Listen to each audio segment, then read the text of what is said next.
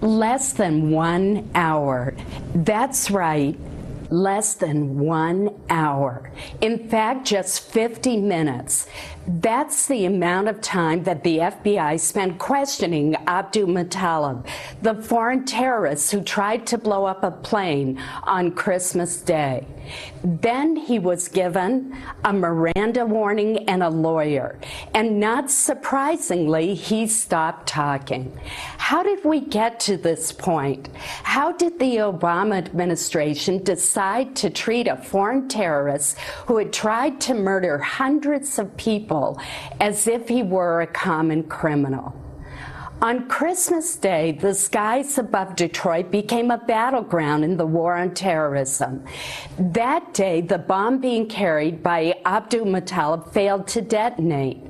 Thanks to the courageous action of the passengers and crew, nearly 300 lives were saved on the plane and more lives were spared on the ground.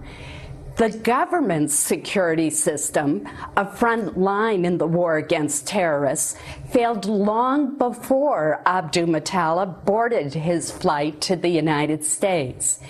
It failed when his visa wasn't revoked, even though his father had warned our embassy in Nigeria about his son's ties to Islamic extremists.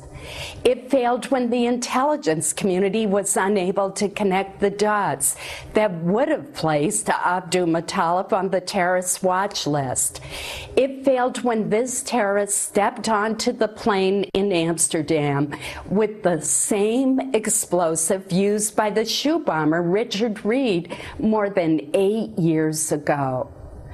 But today I want to discuss another failure, a failure that occurred after Abdul Muttalib had already been detained by authorities in Detroit, an error that undoubtedly prevented the collection of valuable intelligence about future terrorist threats to our country.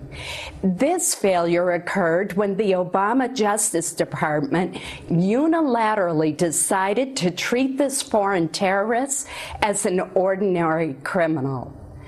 Abdul Muttalib was questioned for less than 1 hour before the Justice Department advised him that he could remain silent and offered him an attorney at our expense.